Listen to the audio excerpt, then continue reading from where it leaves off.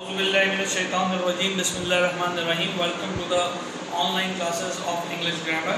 This is the lecture number 2 we are going to deliver, and the speciality of this lecture we also have included the different forms of verb as we discussed in the lecture number 1. So let's continue our lecture number 2, but before we start with the lecture number 2 we have to recall what we have learned in the lecture number 1. We have learned the 2 to 3 basic aspects like what are the tenses, how we define the tenses, and how many types of tenses we have learned so far, which obvious and is displaying in your screen. Present tense, past tense, future tense, these are the 3 classification of tenses, and as we know from the previous lecture that these 3 will be further classified into the 4 individual parts like present indefinite, present continuous, present perfect, and perfect continuous. So each of these, what I mean to say, each of these means present indefinite may further classify into the 3 or to 4 types. Why? What are these? If you recall the last lecture, or if you are new in this lecture, you came directly in this lecture, you have to go with the lecture number 1 of this playlist. Okay, this is equally important at that of this lecture. So present indefinite may be further classified into the 4 major classification like affirmative sentences we can make from the present indefinite. We also look for the interrogative as well as the negative and the interrogative. ये सब मैंने पिछले वाले में बताया था. That's why I'm just narrating in the very slowest manner and I'm just giving the conclusion or the gist of what we have learned in the last lecture. So let's continue our today's lecture. Today we are going to get an idea about what are tense and how we can identify in a particular language. किसी भी मैं यहाँ पे मैं Urdu language को चूँकि follow कर रहा हूँ, आई एम फ्रॉम पाकिस्तान, सो लिहाजा आप लोग अपनी अपनी लैंग्वेज में उसका इक्विवेलेंट सर्च कर सकते हैं. How you are going to search, maybe this maybe a big question for you. तो the searching is not a issue in nowadays. You can use the Google translate. You type the translate.google.com and just type the things, for example ज़माना हाल या present tense, and you can take it in your own native language. Okay, तो यहाँ पर हमने जो बातें सीखी थी कि वी नो दैट कि थी there are the 3 types of tenses. ये सब बातें हमने कर ली थी और आप लोगों ने गो थ्रू भी कर लिया था. सो नेक्स्ट जो टुडेज़ लेक्चर है बहुत ही कीमती स्लाइड है जो सब आपके पास है. मैं चाहूँगा कि थोड़ा सा जूम भी करके रखें इसको, और ये उर्दू इंग्लिश लैंग्वेज के अंदर है, मैं बताता जाता हूँ साथ साथ, और उसको आप लोग गो थ्रू कर सकते हैं. Identification of tenses. अगर आपको ये बहुत अच्छे से याद हो गया, इस स्लाइड के बारे में आप थोड़ा सा समझ पाए, तो उम्मीद है कि आप बाकी भी जो तमाम चीज़ें हैं वो आसानी से समझ लेंगे. फॉर एग्जांपल, अब ज़रा सा एग्जांपल आप नोट करेंगे कि किस तरीके से ये आइडेंटिफिकेशन ऑफ आवर टेंसेस हम देख सकते हैं गो थ्रू कर. For example, if it is a tense of present, ठीक है, अगर ये किसका टेंस है, प्रेजेंट का टेंस है, तो हम इसमें देख रहे होंगे आखिर में इसके जुमले में, उर्दू के जुमले में यानी हमारी नेटिव लैंग्वेज में इसकी निशानी क्या आ रही होगी, है, हैं और हूँ. हूँ किसके साथ आता है, जब मैं अपने बारे में बात कर रहा हूँगा, जैसे मैं अपने वालिद का कहना मानता हूँ, तो आखिर में हूँ आ रहा है, तो लिहाजा ये प्रेजेंट का है. मैं अपने वालिद का कहना मानता था, ठीक है. माई फादर इज़ नो मोर, तो जब वो मौजूद नहीं है तो मैं जाहिर सी बातें बताऊँगा. जब वो हयात थे तो मैं कह सकता हूँ कि जी मैं I was obeying my father, ठीक है. मैं अपने फादर का कहना मानता था की बात हो रही है. तो यहाँ पे जब जुमले के आखिर में था, थी और थी, प्लूरल के लिए थी आएगा, था, थी और थे आ रहा होगा, तो it means the sentence belong to the which tense, past tense. Urdu इसलिए जानना ज़रूरी है, उर्दू का 2 काम है, या आपकी नेटिव लैंग्वेज का there are the 2 uses of understanding the things in the native language. One is that कि you can understand the tense, उसका ज़माना आपको पता चल जाएगा कि वो present है, past है या future. दूसरा, you can also recognize very important thing which is a form of verb, कि कौन सी form of verb लगनी है. अगर वो past tense है तो कौन सी form of verb लगेगी, present है तो कौन सी लगेगी. तो ये याद रखना है कि अगर present tense है तो लास्ट में जुमले की क्या आ रहा होगा, है, हूँ आई के साथ यानी मैं के साथ आएगा. जैसे मैंने अभी बताया, मैं दरवाज़ा खटखटाता हूँ, ये भी एक जुमला हो सकता है. वो पैदल स्कूल जाता है, अभी तावा को नहीं देखना है, अभी सब प्रेजेंट की पहचान देख रहे हैं, तो लास्ट में क्या आएगा, है, हैं ये आ रहा होगा.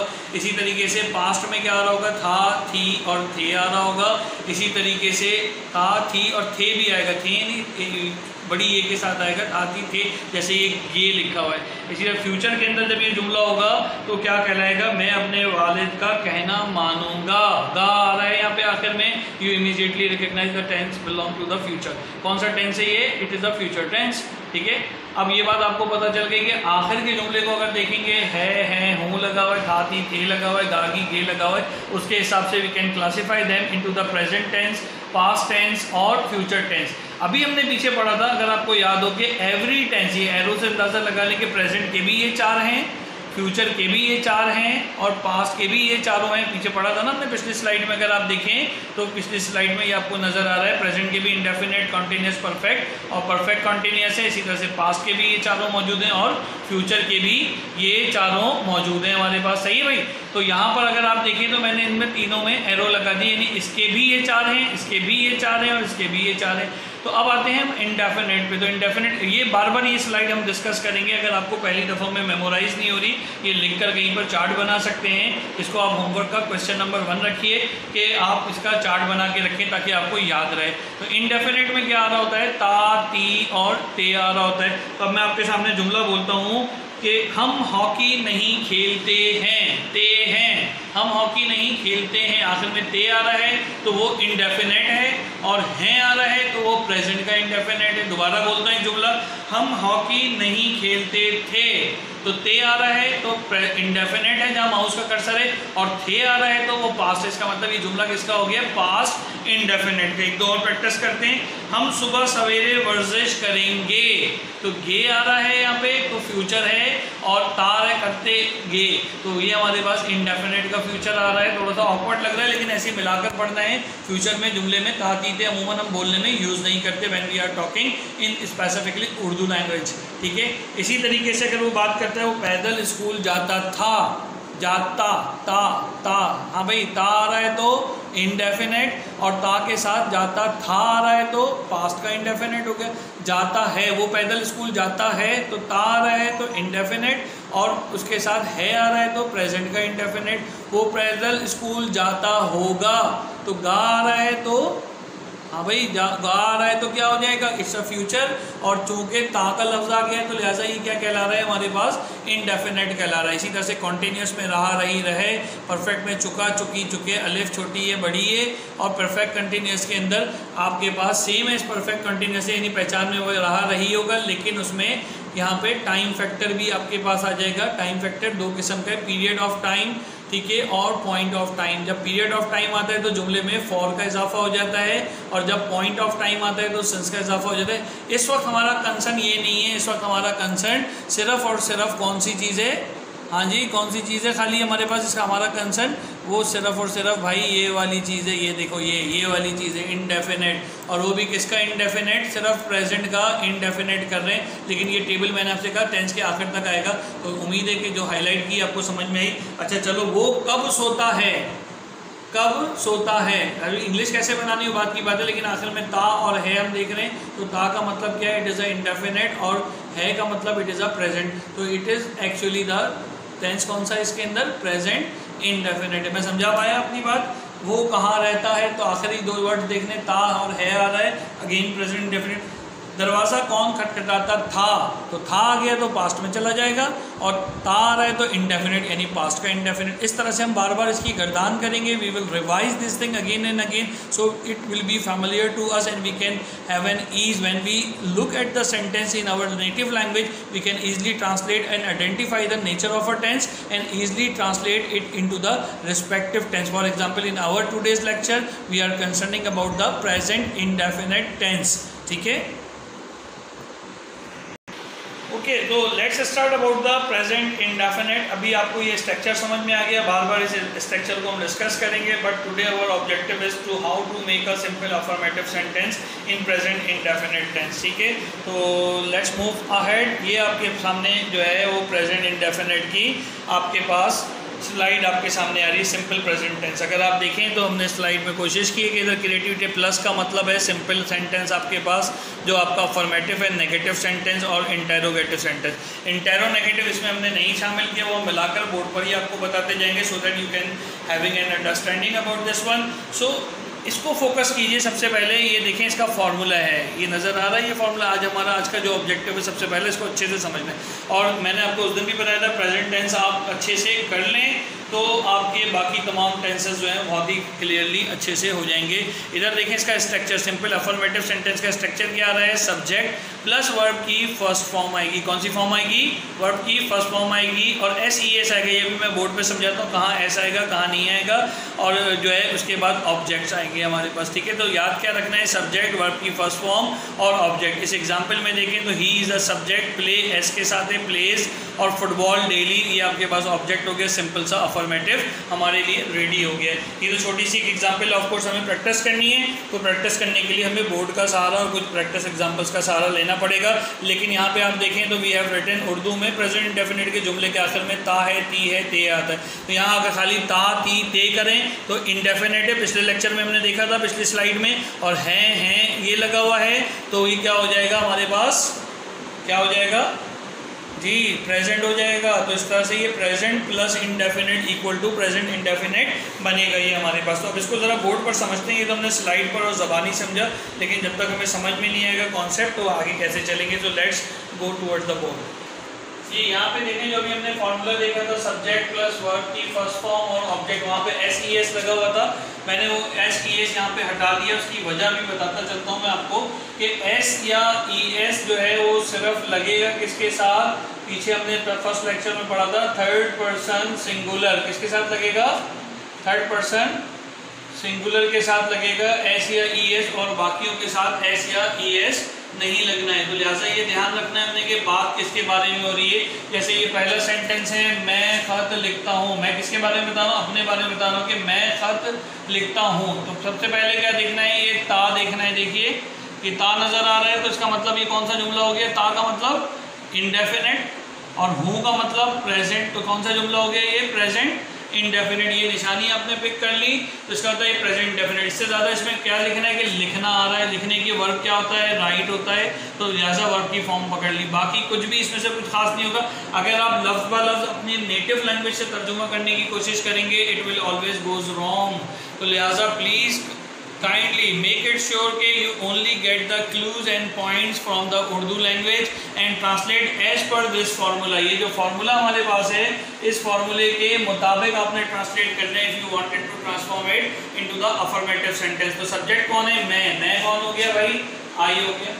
उसके बाद वहाँ पे कुछ और वो भी लिखा है, वो नहीं लिखना, बल्कि खत नहीं लिखना है यहाँ पे, आई लेटर राइट नहीं करना है, बल्कि यहाँ पे फॉर्म क्या कह रहा है आपसे, वर्ब की फर्स्ट फॉर्म कह रहा है।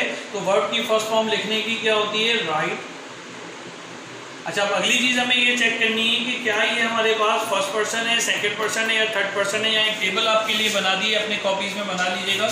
फर्स्ट पर्सन सिंगुलर आई होता है, फर्स्ट पर्सन प्लूरल वी होता है, second person singular plural you ही आपके पास आएगा, ठीक है। और उसके बाद थर्ड पर्सन में ही, शी, इट या कोई नाम सिंगुलर होगा तो सिंगुलर हो जाएगा, और प्लूरल में दिया जाएगा, ये आपने याद रखना है। और यहाँ क्या बताया मैंने आपको, इधर देखिए एस या ES कब लगेगा, जब थर्ड पर्सन सिंगुलर होगा। तो थर्ड पर्सन सिंगुलर है, आई किधर मौजूद है, आई इज ऑफ, इन दोनों कॉलम में देखें फर्स्ट पर्सन के सिंगुलर में मौजूद है, इसका मतलब थर्ड पर्सन में नहीं है, तो एस या ES नहीं आएगा। खत लिखता है आई राइट अ लेटर, क्या आ जाएगा यहाँ पे, आई राइट अ लेटर, बस बन गई, इंग्लिश हो गई है आपकी। कितनी मजे से फटाफट हो गया अकॉर्डिंग टू द फॉर्मूला। अगला जुमला देखते हैं, एग्जांपल 2, वो क्रिकेट खेलता है। पहले तो पहचान लो प्रेजेंट इंडेफिनिट है भी कि नहीं है, क्योंकि जो टेंस होगा उसके फॉर्मूले के मुताबिक काम करना है, वरना तो काम नहीं करना। सबसे पहले देखिए यहाँ पे ता नजर आ रहा है, इसका मतलब इंडेफिनिट तो ये है।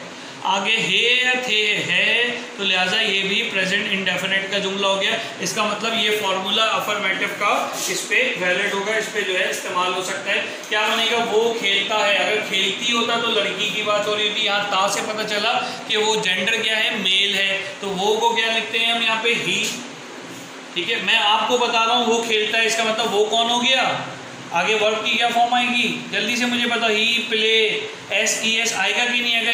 मैं आपको बता रहा हूँ कि वो खेलता है, आप कौन है, सेकंड पर्सन, मैं कौन हूँ, फर्स्ट पर्सन, और किसके बारे में बता रहा हूँ, उसके बारे में बता रहा हूँ, और वो जो वो है वो कौन है, थर्ड पर्सन सिंगुलर है तो ही आ गया, तो इसका मतलब यहाँ पर हमारे पास इस रूल के मुताबिक एस या ES आ जाएगा हमारे पास। So we will put a S on with the play. अच्छा, ये भी आपका एक सवाल है कि S कहाँ पे आएगा, ES कहाँ पे आएगा, IES कहाँ पे आएगा। ये अगला लेक्चर है हमारे पास, उसमें हम कवर करेंगे। फिलहाल आपको नाउन की फॉर्म्स की प्रैक्टिस जब आप कर रहे होंगे, you will get to the he plays. क्या खेलता है भाई, क्रिकेट। He plays cricket. खत्म होगी बात, इतना जुमला बन गया हमारे पास, इंग्लिश भी तैयार हो गई, काम भी हो गया। एक और देखते हैं, वो अपना वक्त जाया करती है। टी जो आ रहा है इसका मतलब इंडेफिनेट है आ रहा है तो प्रेजेंट है, तो प्रेजेंट इंडेफिनेट के सेंटेंस है, पहचान आ गई। वो अपना वक्त जाया करती है, टी है तो ये वो कौन होगा, ही के शी। टी आ रहा है तो शी आ गया भाई, शी। और जाया करने को कहते हैं वेस्ट। वर्ब क्या है जाया करने का, वेस्ट। तो SES आएगा कि नहीं आएगा यहाँ पे, क्योंकि थर्ड पर्सन सिंगुलर है। वहाँ देखिए लिस्ट के अंदर थर्ड पर्सन सिंगुलर के साथ आपके पास S या ES इस फॉर्मूले के मुताबिक आना चाहिए। तो शी वेस्ट अपना वक्त जाया करती है हर टाइम। क्या हो गया, शी वेस्ट हर टाइम, वो अपना वक्त जाया करती है। ये नहीं बोल देगा she is wasting her time, वो फिर टेंस चेंज हो जाएगा, क्योंकि हमने पहचान देखी है। पहचान देखे बगैर जब तक पहचान आपको याद नहीं होगी, देखिए जो स्लाइड में बनाया था यहाँ पर भी नजर आपको आ रहा है, इधर एक ग्रैप लें तो कंटिन्यूस ता ती ते जब भी आएगा तो इंडेफिनेट का होगा। और किससे ताल्लुक, इसका है लगा हुआ है तो प्रेजेंट, था थी थे लगा हुआ है तो पास, और फिर बंदा फ्यूचर में जाएगा। एक और जुमला ले लेते हैं, अहमद और लाइबा पढ़ते हैं। तो यहाँ पे अहमद और लाइबा क्या हो गए, सब्जेक्ट हो गए, अहमद एंड लाइबा। ठीक है, दो लोग हो गए तो ये प्लूरल हो गया। इसका मतलब ये प्लूरल है, मोर देन नेम्स आएगा, प्लूरल है, लेकिन थर्ड पर्सन। अहमद ना आप है ना मैं हूँ। ठीक है, तो अहमद और लाइबा पढ़ते हैं, मैं आपको इन्फॉर्म दे रहा हूँ। अहमद और लाइबा, अहमद एंड लाइबा रीड्स। ठीक है, क्या हो जाएगा, रीड। एस नहीं लगाना है, क्यों नहीं लगाना है, बिकॉज ये थर्ड पर्सन तो है, but these are the third person plural. Third person plural हो जाएंगे ये, जब थर्ड पर्सन प्लूरल हो जाएंगे तो SES नहीं लगेगा, अहमद एंड लाइबा रीड। बस खत्म, ट्रांसलेट हो गया ये जुमला भी इंग्लिश के अंदर। लो भाई, इतना आसान था इंग्लिश में ट्रांसलेट करना। ये अफर्मेटिव के आपके पास प्रैक्टिस आई है, चीज़ें आई। अब मैं कुछ फॉर्म्स ऑफ वर्ब दे रहा हूँ आपको और कुछ जुमले दूंगा, तो वो दोनों जुमले आपने उस तरीके से ट्रांसलेट करते जाने। उम्मीद है अफर्मेटिव समझ में आया होगा। आज के लेक्चर की वीडियो की लेंथ इंक्रीज हो गई है, तो लिहाजा इसको यहाँ पे रखेंगे। नेक्स्ट टाइम अफर्मेटिव से ही शुरू कर और इसके आगे का जो सिलसिला है, यानी अफर्मेटिव के बाद नेगेटिव और इंटेरोगेटिव कैसे बनता है, क्योंकि वो 1 मिनट का कॉन्सेप्ट नहीं है, उसमें भी कॉन्सेप्ट देना है, हेल्पिंग वर्ब का कॉन्सेप्ट देना है, तो लंबा चौड़ा काम होगा। तो लिहाजा इसको अगले लेक्चर के अंदर मुंतकिल करेंगे। अब जरा होमवर्क की तरफ चलते हैं। ओके जी, अब यहाँ पे जब हमने टेंसेस को लर्न कर लिया कि कैसे हमारे पास affirmative of a present tense जो है वो फॉर्मुलेट होगा। दोबारा से फॉर्मूला देखें, सब्जेक्ट प्लस वर्ब की फर्स्ट फॉर्म, और फॉर्म के साथ S या ES तब आएगा जब थर्ड पर्सन सिंगुलर होगा, और वो हमें नज़र भी आ रहा है हमारी स्क्रीन पे, बोर्ड पे भी हमने करके देखा। तो यहाँ तक हमने अपना लेक्चर रखना था। बात हो रही थी कि अब हम होमवर्क देखेंगे अपना। तो होमवर्क देखने के लिए you need to go with the next of the stuff. तो आपके लिए एक होमवर्क छोटा सा तैयार किया हुआ है हमने। ये देखें, ट्रांसलेट इनटू इंग्लिश के स्क्रीन और क्लोज कर लें, थोड़ा सा इन बच्चों को नज़र आता जाए। ठीक है, पहला जुमला क्या नज़र आ रहा है, हम हॉकी खेलते हैं, वो पैदल स्कूल जाता है। ये मैं अपने उन साथियों के लिए भी कर रहा हूँ जो उर्दू को नहीं समझ रहे, तो वो उसको एटलीस्ट अगर हिंदी समझते हैं तो they can listen what ever I am saying, उसको ट्रांसलेट करने की कोशिश करें। हम हॉकी खेलते हैं, वो पैदल स्कूल जाता है, मैं अपने वालिद का कहना मानता हूँ, माली फूल तोड़ता है, मैं दरवाज़ा खटखटाता हूँ, तुम शोर मचाते हो, उस्ताद अंग्रेज़ी पढ़ाता है, वो झूठ बोलती है, तुम ख़त लिखते हो, बूंदाबांदी होती है। अब इसमें आपको सबसे पहली चीज़ तो यही देखनी जो मैंने आपको उस वक्त भी बताई थी कि ते और हैं, ता और हैं, ता और हैं, ता और है, ता और हूँ, ये जितनी भी चीज़ें आ रही हैं तो अभी इमीडिएटली रिकग्नाइज कि ये सेंटेंसेस किसके हैं, हमारे पास प्रेजेंट के, इंडेफिनेट के हैं। जितनी पहचान हमने की थी, आपने इसी तरह से अपनी कॉपी में यहाँ पे ट्रांसलेशन करनी है। अगले लेक्चर में इंशाल्लाह हम इसके सोल्यूशंस भी डिस्कस करेंगे, इसको फिल करके आपको दिखाएंगे। हाँ, एक मसला आ सकता है कि हो सकता है आपको खेलने की वर्ब की फॉर्म नहीं है, तो खेलने का प्ले हो गया, स्कूल जाता है, जाने का क्या होता है गो, और कहना मानना ओबे, फूल तोड़ना प्लग, PLOUGH प्लग। अभी थोड़ी देर में फॉर्म्स ऑफ वर्ब भी दिखाते हैं, जैसा कि इस सेशन के शुरू में वादा किया था कि काफ़ी सारी फॉर्म्स ऑफ वर्ब भी आपको बताएंगे और उसी तरीके से आपने अपनी कॉपी में उसको नोट करना है। खटखटाना, नॉकिंग, नॉक कहते हैं शोर मचाने को, मेक अ नॉइज़, उस्ताद पढ़ाता है तो उस्ताद के पढ़ाने को क्या कहेंगे ये आपको पता है ऑलरेडी। झूठ बोलना, टेल अ लाई, ख़त लिखना, फिर अगेन लिखने की बात भी, बूंदाबांदी, इट्स एंड बूंदाबांदी होती है तो इट डिजर्ट, DRIZZLE, ये हमारे पास इसकी स्पेलिंग है, वो फॉर्म्स ऑफ वर्ड में ऐड कर दिया, उधर देख भी लेते हैं। तो आपको मैंने तकरीबन हर वो चीज़ जो कि ज़रूरी है आपको पता होनी चाहिए वो हमने यहाँ पर आपके सामने रख दिया। अभी कुछ फॉर्म्स ऑफ वर्ब आपके पास आ रही है, लास्ट टाइम वाली स्क्रीन भी आ रही है, ये आपने अपनी कॉपीज़ के अंदर बनाते जाना है और you have to learn it by heart. अगर आप वर्ब की फॉर्म्स में वीक होंगे तो definitely you are not going to understand the main concept of a theme, ठीक है, तो वो आपको समझ ही नहीं आएगा। ये देखते जाइए, मैं थोड़ा सा स्क्रॉल कर रहा हूँ, आपको जहाँ पे रोकना हो वीडियो पॉज करके इसको नोट कर सकते हैं। तो सिस्टमेटिकली अगर आप याद करेंगे 20-25 forms of verb in the each lecture, तो जितने टोटल लेक्चर 20 लेक्चर्स की सीरीज़ है तो खुद सोचिए 700-800 फॉर्म्स ऑफ वर्ब आपको याद हो जाएंगी और आखिर में 700 याद करना it will be a difficult task for you. ये देखिए आगे मैं स्क्रॉल कर रहा हूँ, इसमें ब्रेक है, रन है, पुट है, कास्ट है। अच्छा, कास्ट के बारे में ये बात याद रखें, कास्ट का मतलब यहाँ रखना तो लिखा है हमने, लेकिन कास्ट करते हैं जैसे अदाकारों को कास्ट करना, शेडो साया कास्ट होता है, उसके लिए कास्ट का वर्ड यूज़ होता है और रखने के लिए पुट का वर्ड ही यूज़ होता है। बीट मारना, बाइट, क्रीप रेंगने को कहते हैं, ड्रा बनाना, ड्राइव चलाना, फीड, ये और सेकंड थर्ड फॉर्म भी लिखी है और ING वाली फॉर्म भी लिखी है, फील, फेल्ट, फेल्ट, इसी तरह से गो, वेंट, गॉन, जाना। ये आज की वोकेबलरी है जो हमारे पास आज के टेस्ट में इस्तेमाल होंगे। आज के जो लेक्चर में आपके कवर किए, ओबे, प्लग और ड्रिजल, ये आपके पास वोकेबलरी का चार्ट मुकम्मल हो गया है यहाँ पे आज के लेक्चर के लिए। उम्मीद है कि आपको समझ में आया होगा and you will enjoy the learning और keep learning, keep watching the things. आपको नजर आना चाहिए आज का लेक्चर शुरू यहाँ से हुआ था हमारे पास और बहुत ही इंपॉर्टेंट स्लाइड थी। So that is all about our side, from our side, and this is the end of our second lecture. Homework कीजिए ठीक से और ठीक से लर्निंग कीजिए, लेक्चर्स को कई बार देखें। उम्मीद है कि प्रेजेंट इंडेफिनिट के अफर्मेटिव का कॉन्सेप्ट अब आपको बिल्कुल क्रिस्टल क्लियर हो गया होगा। याद रखने वाली पॉइंट्स जो रिमेंबर हैं वो ये करने हैं आपको कि पहली चीज़ SES वर्ब की किस फॉर्म के साथ आता है, हमेशा याद रखिए। जब हम ना अपने बारे में ना जिससे हम सुन रहे हैं उसके बारे में बात कर रहे हैं, बल्कि हम किसी तीसरे आदमी सिंगुलर की बात कर रहे हैं तो SES लगेगा, अदरवाइज कभी S या ES नहीं आएगा। इसीलिए मैंने इसका इंटेरोगेटिव आज कवर नहीं किया। इंशाल्लाह in the coming class we are going to discuss the solution of this homework and in the lecture 3 we are going to discuss in detail about the interrogative of present indefinite tense। आपने present को अच्छे से कर लिया, indefinite उसके बाद continuous, ये तो यकीन मानिए कि आगे आपको किसी भी टेंस को रटने की ज़रूरत नहीं पड़ेगी। बिल्कुल स्लो एंड स्टडीज़ को याद कीजिएगा। All the best, enjoy learning, take care of yourself, Allah हाफ़िज़।